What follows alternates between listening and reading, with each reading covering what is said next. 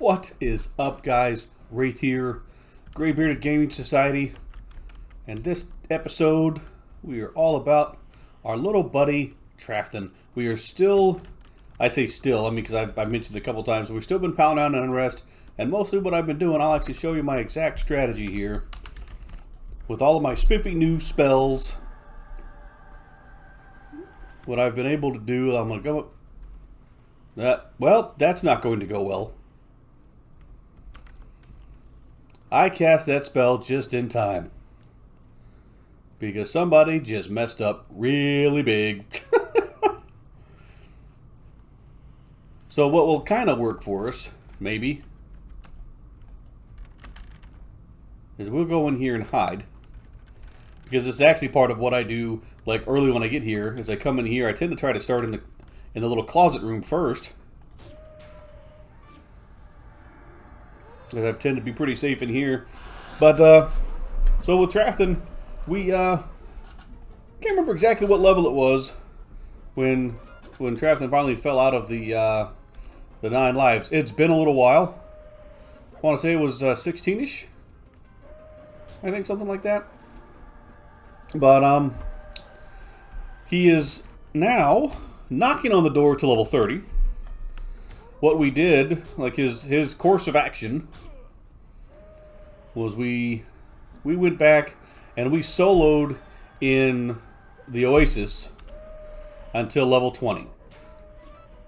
And at level 20, we got ourselves the Ghoulbane. So we just had to come here, because that thing procs starting at level 20. So we brought him here, and he has been doing that ever since. Now, what I will say, though, is we'll make good use of our spells here, because I still hear a lot of footsteps out there. And we're going to have to be very careful about things pathing back to us. So let's take a peek. So I'll tell you what, I'm going to take a quick peek, see where everything's at, and then I'll be right back. That way I don't have to waste your time anyway, watching me see where this train is. I'll be right back. Okie dokie, so we are back. The train looks to have been handled. But one of the things that we like to do is, we start in here, my little closet area, if you will. I tend to come out here. I go for the second guy.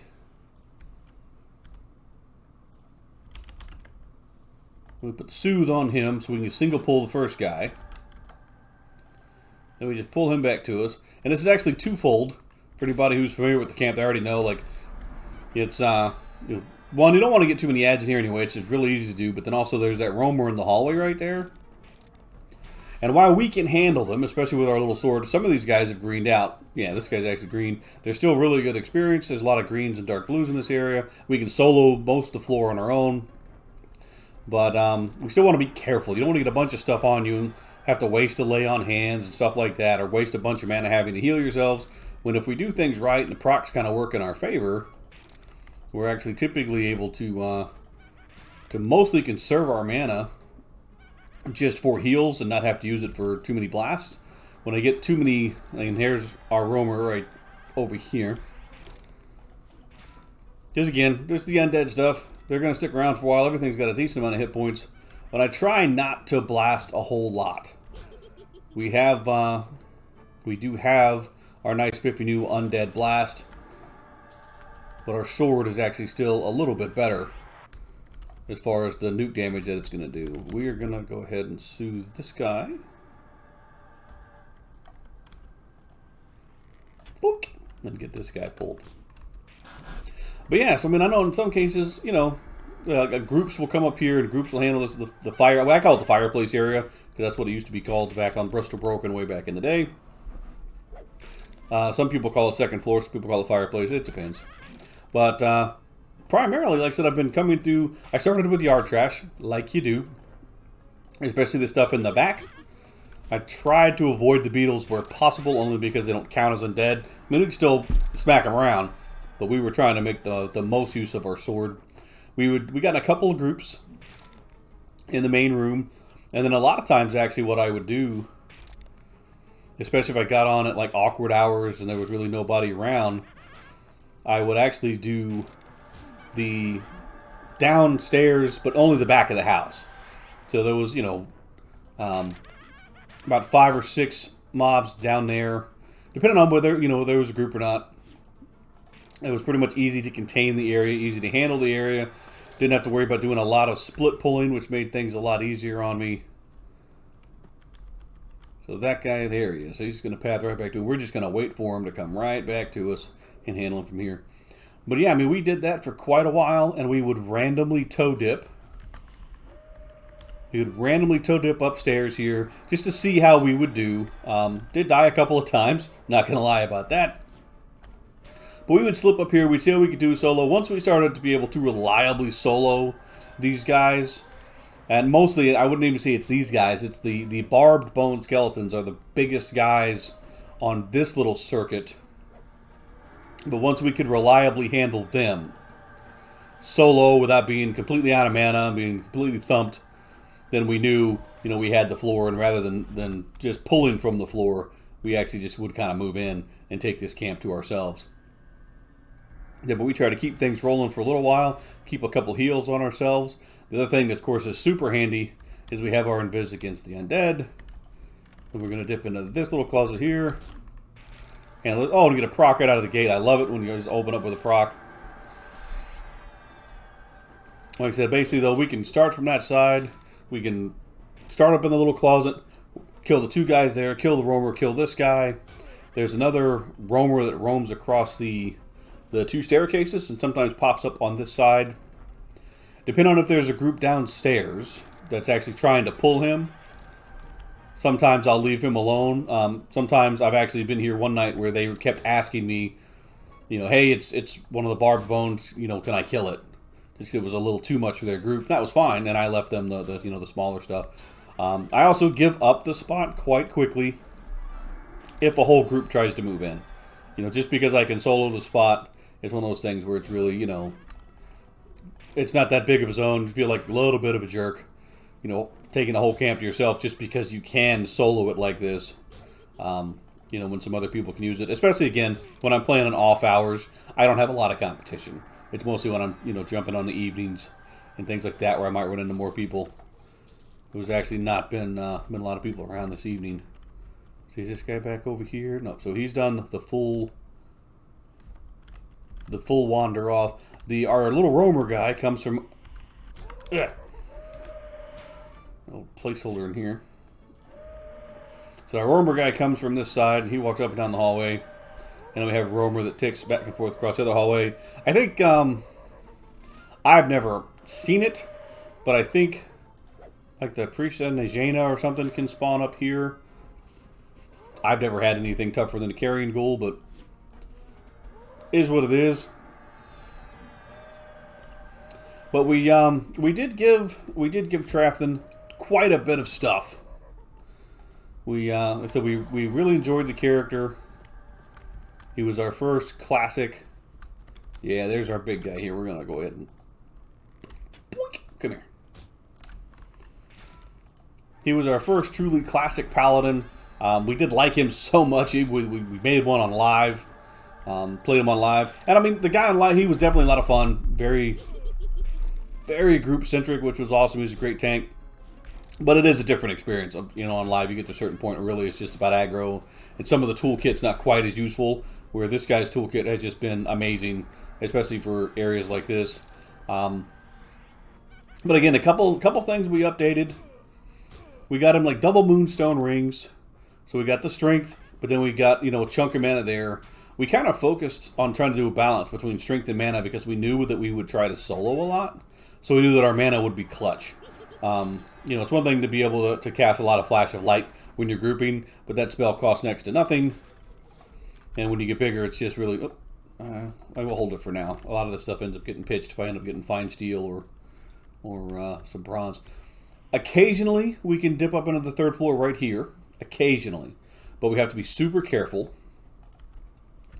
And the reason I say that is because sometimes there is a werebat on that floor, and he sees right through our invis. So on occasion, if we're not careful, we're going to aggro multiple things, which has been very, very painful. But typically once we run that circuit, we dip into here, and I found I can run right up behind this guy, fight him right where he stands, and not aggro anything else in the room, which has been handy. So we'll fight this guy out for a second, and we'll discuss some of the other things. So yeah, like I said, we got him the Ghoulbane, which was huge. We got him double Moonstone Rings. We still have the same earrings. We didn't spend a bunch of cash there. We upgraded this neck item. Again, 40 mana, so lots of mana, some resistance, which is nice. We got him the Plat Ruby Veil, some more strength, some whiz, hopefully out with some mana. This was a big find for us. We got this really cheap, just raw hit points, some saves, good armor class. We got our skull shape, our boot there. Got a Granite Bracer, so some strength and some stamina. We're still on small bronze Van Braces, believe it or not, so we never found a good upgrade there. We got ourselves some Dark Mail. So another just, again, decent armor class, lots of mana. Keep that going. We still have our Braces of Hellerosai. Dwarven Work Boots, believe it or not, we actually didn't get those from this zone. We actually bought them. Again, another decent price in the tunnel. Greaves of Roe for a nice upgrade as well as some stats, which is very cool there. There's nothing spectacular about our belt. We've literally upgraded our belt here. And that is trash that we don't really want. I'm going to sit back here. Alright. We're going to go for the Soothe. Got it. Step over here. Foink. Fight the dry bone. Alright. Let's see what else. We upgraded this cloak to werewolf skin. So nothing spectacular, but kind of nice. We still have the same chest piece that was, of course, given to us by a friend of the channel. We're still running around with that. And then we still have our bloodstained mantle. We upgraded his shield. He has a cracked Darkwood shield. We actually camped that ourselves with our mage. And that was just, beating up some gnolls until we got lucky. And then we spent a little bit and gave him a couple of Shralock packs. Just we'd have just a little bit of weight reduction when he's moving some stuff around. Like I said, the bow is just a, cheapy generic bow. So, I mean, we did get him some stuff. It's nothing amazing, right? He doesn't have, like, a regen chest. He doesn't have any haste, or anything like that yet. But he is definitely, especially here, he has been able to definitely hold his own, especially here in Unrest, which has been a blast. Just being able to use the whole toolbox. And, of course, that's the big thing, too, for anybody who hasn't played the classic paladin. Yes, they start slow. There's absolutely no doubt about that. It takes them a while to get their spells going. But once you do, I mean, like you see right now, I've got a full little complement of cleric type buffs.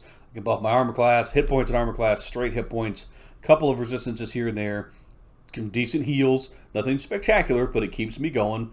I yelp constantly just for the strength buff in combat. Invisibility versus undead has been huge, again, especially here, because I can just scout, I can look around. I just have to keep an eye out for these twerps, because they can see right through it. Oh, wrong button there. We did get Reckless Strength. We rarely if ever use it. Same thing with Invigor. We're on our second tier of Expulse Undead, our Expel Undead lines. We have a bigger nuke there. Spook the Dead, which we've never used in here, because that would just get us killed. We finally got an upgrade to our Soothe line. Flash of Light we only use when tanking, because it's still a good bit of aggro. We finally did get a stun. I typically use the stuns, especially like on guys like this, or if I'm finding a caster who I know is going to cast something to do that. And we have Root now, and Root has actually been really handy, because one of the things that we've done numerous times, especially if we get in trouble, is if we get too many adds, we'll actually root one down to the floor, back off, fight just one mob. Go for the situation, see how the situation is. Can we heal up? Are we too far out of health and mana? Take the root. We almost always keep that on the bar now, just in case. It's been a great utility. I'll actually use it when fighting these guys, since I can't get any procs. I use my nukes. The werebats are decently tough opponents. So sometimes I'll just, honestly, I will root them, I will back up, and I'll just heal myself. I will come at you with a fresh hit point bar. So, I mean, there's a lot of tactics that can be used, especially in areas where I can kind of do my own thing. I've actually been super excited because I was talking to another paladin, and he reminded me about the Deepwater Helm trick. Which the Deepwater Helm, which I can't use it for quite some time. It's going to be like 15 more levels till I can use it. And I don't have one yet either, but they're not too expensive. Nope, don't waste my heal on that guy. Let's heal on ourselves. I'll tell you what we will do too is we'll... the other handy thing about my little circuit that I do here is we can just walk in here in the closet, sit down all by ourselves, knowing that everything else on the floor is down. So even if somebody goes through and tries to pull, once we have our circuit kind of on lock, we can just move from one target straight to the next, pull some extras from the mage's room, and then come in here and sit down and med. And if you want to be even super safe doing it, we can cast our unvis against undead, and then sit here and med, because the only things that spawn in this room are ghouls and skeletons. So we're perfectly safe. We can med, we'll see them pop, and then we can pick our fights. But yeah, like I was saying, the Deepwater Helm trick, of course, it right-clicks Daring. And all of these spells, like the Daring, Center Line, all those things, they actually heal you for the buff difference, which is super nice. So basically, it becomes a free heal later. Like, you could actually root something, back off, and just start clicking that helmet on yourself, and basically get a free heal, which is super cool. And it's not a super expensive item. There's not 2 tons of paladins running around, so it's not like a huge supply-demand thing. You know, you actually get better buffs than Daring later anyway. So really, it honestly only becomes that one kind of bonus is when you're soloing, you can use it to kind of self-heal. Because I think we get Daring ourselves at 39. And then there's I don't remember which one of those past that. You get the other one in the kind of the higher levels. Like they get Resolution. Maybe I think Resolution might not be till 60. So it actually might be the highest one we get for quite a while. I know we get like another armor spell in there somewhere and another symbol. Actually, no, here it is. So at 49 we get Valor. So at 39 we have Daring, and it's 10 whole levels before we get Valor, and then another 11 before we get the next upgrade to there. Well, like I said, 30 was a huge level for us, especially here, because we got the Expulse Undead, upgrade to the healing, upgrade to the soothe, upgrade to the armor with the spirit armor buff. And I tend to keep these 3 on. I don't always do Transl. It burns the cat's eyes, but we came in with a bunch of them. This is just all trash. Like I said, mostly this is what I focus on, is grabbing like the bronze and the 2-hand, or the bronze and the fine steel. That's where our cash is.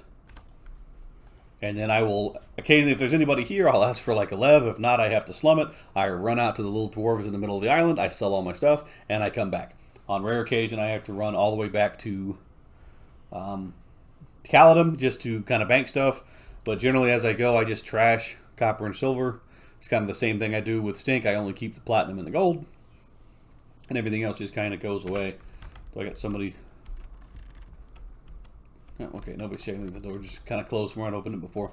But yeah, like I said, it's been a blast. We've, I mean, a couple more kills. It has slowed down, obviously, a little bit once we got right here to right around 30. So I'll tell you what we're going to do is we're going to get Brave. And speaking of Brave, just so everybody knows, I never go this way because that's where that guy is. That Fritzcroft, whatever his name is. There's a gnome. He is KOS immediately. So I don't ever waste my time going over there because that's just bad juju. Oh, so there was somebody that showed up. And he is taking on the werebat. So he can have it. We'll stay in our little closet door thing then. Okay, so I was gonna battle that guy out and see if that would be enough to get us our level. But we have us an interloper. So it kind of is what it is. But yeah, that's where Trafthin is now, guys. Like I said, I jump back and forth between Trafthin and Stink when I'm not on my challenge tunes. Like I said, I still have my mage. He's not super big. Eventually, these guys will honestly probably catch him because he doesn't get a lot of attention anymore. He's just to a spot where I can farm some cash when I want to go buy something or twink something for him. So we kind of end up doing some of that. And, you know, there's still lots of space to go with Trafthin, honestly. I've been contemplating